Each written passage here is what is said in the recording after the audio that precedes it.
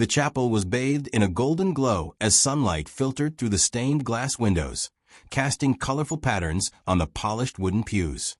The air was thick with anticipation, the soft murmur of guests filling the space as they waited for the ceremony to begin. At the altar, Daniel Carter stood tall, his dark suit perfectly tailored, a nervous smile playing on his lips. His hands fidgeted with the cufflinks his son, Lucas, had given him that morning. Lucas, a bright-eyed 9-year-old with a mop of unruly curls, stood beside his father, clutching the small velvet pillow that held the wedding rings. His tiny suit matched Daniel's. But while Daniel radiated joy, Lucas's expression was clouded with unease. His small fingers gripped the pillow so tightly his knuckles turned white. "You look great, Dad," Lucas whispered, his voice barely audible over the soft hum of the crowd. Daniel glanced down at his son, his smile widening. "Thanks, champ. Couldn't do this without you." He ruffled Lucas's hair affectionately, oblivious to the storm brewing behind the boy's brown eyes. The first notes of the wedding march echoed through the chapel, and the guests rose to their feet, their attention fixed on the grand double doors at the back. All eyes were on the bride, all except Lucas's. His gaze remained locked on his father, his heart pounding in his chest. The doors swung open, and there she was, Claire, radiant in a flowing white gown, her golden hair cascading over her shoulders in soft waves. She glided down the aisle, her smile dazzling, her blue eyes sparkling with what looked like pure happiness. The guests sighed in admiration, but Lucas felt a knot tighten in his stomach. As Claire reached the altar, Daniel's face lit up with adoration. "You look stunning," he whispered, his voice filled with emotion. Claire smiled back, her voice soft and sweet. "I can't wait to start our life together." The officiant began the ceremony, his words flowing smoothly, but Lucas barely heard them. His mind raced, memories of the past few months flooding back. He thought of the first time Daniel had introduced him to Claire. It had been a crisp autumn afternoon, and Daniel had picked Lucas up from school, his face glowing with excitement. "I've got someone special I want you to meet, buddy," Daniel had said, his voice tinged with nervous excitement. When they arrived home, Claire was waiting on the porch, her smile warm and inviting. She knelt down to Lucas's level, her blue eyes twinkling. "It's so nice to finally meet you, Lucas," she'd said. "Your dad talks about you all the time." In that moment, Lucas had felt a glimmer of hope. Maybe this wouldn't be so bad after all. But as the weeks passed, that hope began to fade. Claire's warm smiles turned cold when Daniel wasn't around. Her kind words were replaced by sharp remarks and dismissive glances. One evening, when Daniel was working late, Lucas had tried to engage Claire in conversation. "Miss Claire," he'd started hesitantly, "do you like space? We're learning about the solar system in school, and—" Claire cut him off sharply, not looking up from her phone. "Not now, Lucas. I'm busy." Lucas had shrunk back, pushing his food around his plate in silence. But when Daniel was home, Claire was all smiles and laughter, her affection for Lucas seemingly genuine. It was a facade, and Lucas could see right through it. The memories came rushing back as the officiant's voice broke through his thoughts. "If anyone can show just cause why these two should not be joined in marriage, let them speak now or forever hold their peace." The words hung in the air, and Lucas felt his heart race. This was his chance. He had to speak up, but fear gripped him. What if no one believed him? What if he ruined everything? Wait. The word burst from Lucas's lips before he could stop himself. The chapel fell silent, all eyes turning to the small boy standing at the altar. Daniel looked down at his son, confusion and concern etched on his face. "Lucas? What's wrong?" Lucas's voice trembled, but he pressed on. "Dad, you can't marry her. She's not who you think she is." A murmur rippled through the crowd, and Claire's smile faltered. "Lucas, sweetie," she said, her voice dripping with false sweetness, "I know this is a big change for you, but this isn't the way to express your feelings." Lucas shook his head vehemently. "No. I heard you on the phone with someone named Mark. I know about the insurance policy. You're planning to hurt Dad." The chapel erupted in gasps and whispers. Daniel's face paled. Lucas, that's a very serious accusation. Where did you hear such a thing? I overheard her, Dad, Lucas pleaded, his voice breaking. Late at night. She was talking to someone named Mark. They were talking about money and insurance and how they were going to get rid of you after the wedding. Claire's laugh was high-pitched, a note of hysteria creeping in. Daniel, honey, you can't possibly believe this. Mark is my wedding planner. Of course, we've been talking about insurance for the ceremony and money for the caterers. Lucas must have misunderstood. But Lucas wasn't backing down. No, that's not true. I saw the insurance policy on your computer. It was for millions of dollars if Dad dies. And I found pictures of you with Mark. He's not just your wedding planner. The crowd was in an uproar, guests whispering furiously to each other. Daniel looked between his son and his fiancée, his face a storm of emotions. Claire, he said slowly, is there any truth to this? Any at all? Claire's composure cracked. Her eyes darted around the chapel, taking in the shocked faces of the guests. For a moment, she looked like a cornered animal. Then her demeanor shifted. Her eyes hardened, her mouth set in a grim line. This is ridiculous, she spat. I don't have to stand here and be accused by a spoiled brat who can't handle sharing his daddy's attention. She turned to the crowd, her voice rising. I'm sorry you all had to witness this tantrum.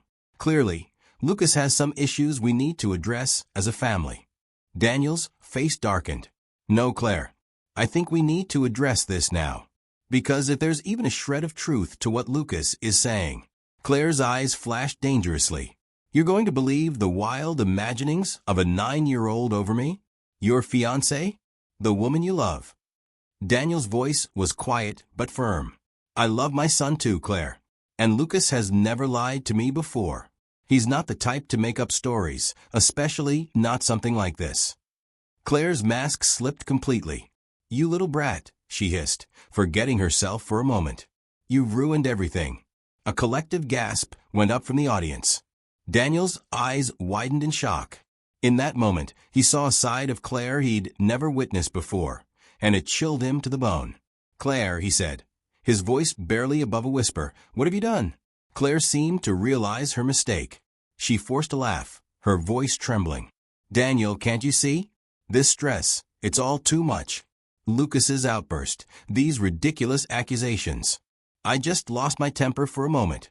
Surely you can understand. But the damage was done. Daniel took a step back, his eyes never leaving Claire's face. No, he said slowly. No, I don't think I can understand. Because the Claire I thought I knew would never speak to my son that way, no matter how upset she was. He turned to Lucas, kneeling down to look his son in the eye. Lucas, I need you to tell me everything. From the beginning. Don't leave anything out. And so, with all eyes upon him, Lucas began to speak. He told his father about Claire's cold behavior when they were alone, the cruel comments, the physical intimidation. He recounted the overheard phone conversation, the suspicious absences, the secret messages to Mark. He described finding the insurance policy on Claire's computer and the photos of her with Mark. As Lucas spoke, Daniel's face grew increasingly pale. The guests listened in stunned silence, some shaking their heads in disbelief, others nodding as if pieces of a puzzle were falling into place. Claire stood rigid, her eyes darting between Daniel and the exit. As Lucas's story unfolded, her composed facade crumbled completely.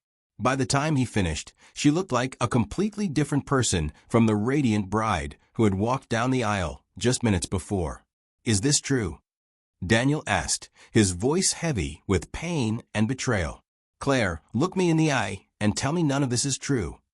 Claire's mouth opened and closed, but no words came out. Her eyes, once full of false warmth, now held only cold calculation. In that moment, Daniel saw the truth, and it broke his heart. I think, Daniel said, his voice shaking slightly, that this wedding is over. A commotion broke out in the chapel. Guests began to stand, some moving toward the exits, others crowding closer to hear what was happening. In the chaos, Claire saw her chance. With a snarl of frustration, she turned and bolted down the aisle, her white dress billowing behind her. She pushed past shocked guests, making a beeline for the church doors. "Stop her," someone shouted, but Claire was quick. She burst through the doors and out into the bright sunlight, leaving behind a scene of utter chaos. Daniel, still reeling from the shocking revelation, snapped into action. He pulled out his phone with shaking hands and dialed 911. "Yes, hello. I need to report a crime. My fiancée, she was planning to kill me for insurance money. She just ran from our wedding. Please, you need to find her." As Daniel spoke to the dispatcher, Lucas stood rooted to the spot, overwhelmed by the tumultuous events he had set in motion. He had saved his father, but at what cost? The guests, a moment ago seated in reverent silence for a joyous occasion, now buzzed with shock and speculation.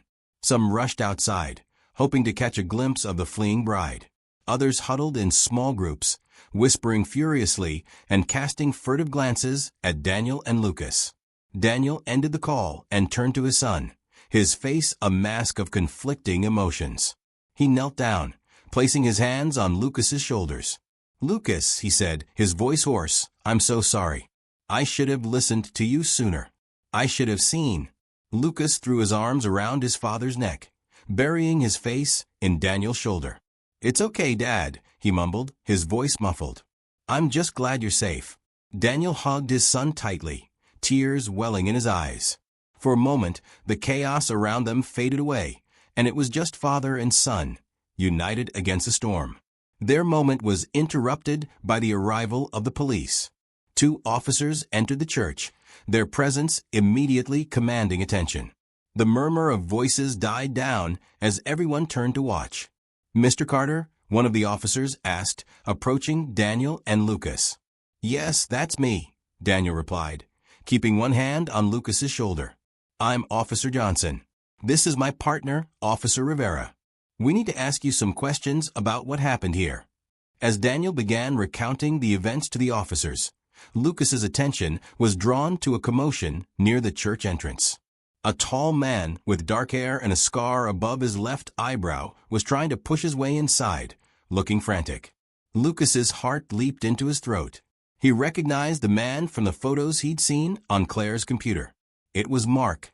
"Dad," Lucas whispered urgently, tugging on Daniel's sleeve. "Dad, that's him.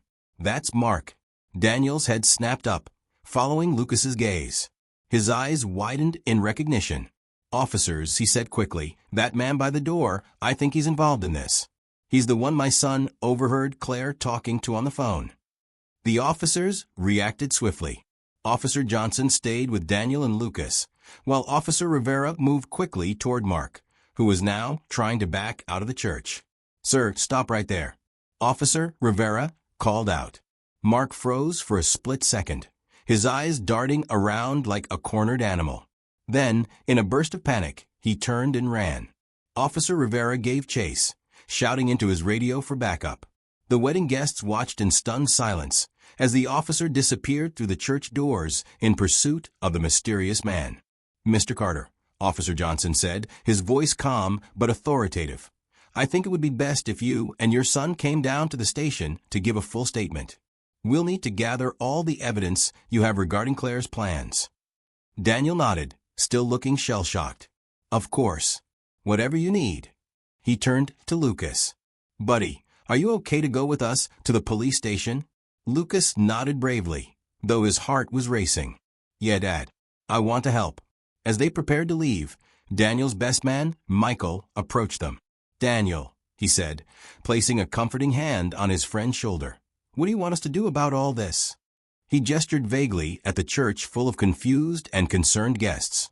Daniel ran a hand through his hair, looking overwhelmed. I don't know, Michael. I guess tell everyone to go home. Apologize on my behalf. I can't deal with this right now." Michael nodded understandingly. "Don't worry about it, man. I'll take care of everything here. You just focus on you and Lucas, okay?" Daniel managed a weak smile. "Thanks, Michael. I don't know what I'd do without you." As Daniel and Lucas left the church with Officer Johnson, they could hear Michael addressing the crowd, his voice steady and reassuring as he explained the situation and asked everyone to return home. The ride to the police station was surreal. Lucas sat in the back of the police car, watching the familiar streets of his hometown pass by in a blur. Everything looked the same, and yet everything had changed. His father sat beside him, uncharacteristically quiet, his eyes unfocused as he stared out the window. At the station, Daniel and Lucas were led to a small, plain room with a table and a few chairs. Officer Johnson assured them it wasn't an interrogation room, just a quiet place where they could talk without interruptions. For the next few hours, Daniel and Lucas recounted their experiences with Claire. Lucas described the overheard phone conversations, the cruel treatment when Daniel wasn't around, and his discovery of the insurance policy and photos on Claire's computer. Daniel, still looking shell-shocked, filled in the gaps with details about his relationship with Claire, trying to pinpoint when things might have started to go wrong. As they talked, more pieces of the puzzle began to fall into place. Claire had suggested increasing Daniel's life insurance policy just a month after they got engaged, citing concerns about Lucas's future if anything were to happen to Daniel. She had also been pushing for them to take up more dangerous hobbies together, rock climbing, skydiving, even swimming with sharks on their honeymoon. "I thought she was just adventurous," Daniel said, his voice hollow. "I never imagined." Lucas reached out and took his father's hand, squeezing it reassuringly. Daniel managed a small smile, grateful for his son's unwavering support. As the day wore on, more information trickled in. Officer Rivera had managed to apprehend Mark a few blocks from the church. Under questioning, he had quickly cracked, revealing the full extent of the plan he and Claire had concocted. Claire, it turned out, was not even her real name. She was actually Sarah Collins, a con artist, with a long history of seducing wealthy men and then disappearing with their money. Mark was her longtime partner, both in crime and in life. They had been pulling these scams for years, but had never attempted anything as ambitious or as deadly as their plan for Daniel. The insurance policy Lucas had discovered was just the tip of the iceberg. Claire, or Sarah, had been systematically isolating Daniel from his friends and family, manipulating him into changing his will to leave everything to her. The plan had been to stage an accident on their honeymoon, collect the insurance money and Daniel's estate, and then disappear to start a new life together. As the full scope of Claire's deception became clear, Daniel seemed to crumple in on himself. "How could I have been so blind?" he whispered, more to himself than to Lucas or the officers. "How could I not have seen what was happening?" Officer Johnson, who had been quietly taking notes, looked up with sympathy. "Mr. Carter, don't blame yourself. These people are professionals. They've done this before, and they're very good at manipulating others. The important thing is that they didn't succeed, thanks to your son." Daniel looked at Lucas, a mix of pride and lingering guilt in his eyes. "You're right," he said softly. "Lucas saved my life today. I wish I had listened to him sooner." Lucas, feeling a surge of love for his father, leaned into Daniel's side. "It's okay, Dad. We're okay now." As the day turned to evening, there was still no sign of Claire. She seemed to have vanished into thin air after fleeing the church. The police assured Daniel and Lucas that they were doing everything they could to find her, but warned them that she was experienced in disappearing.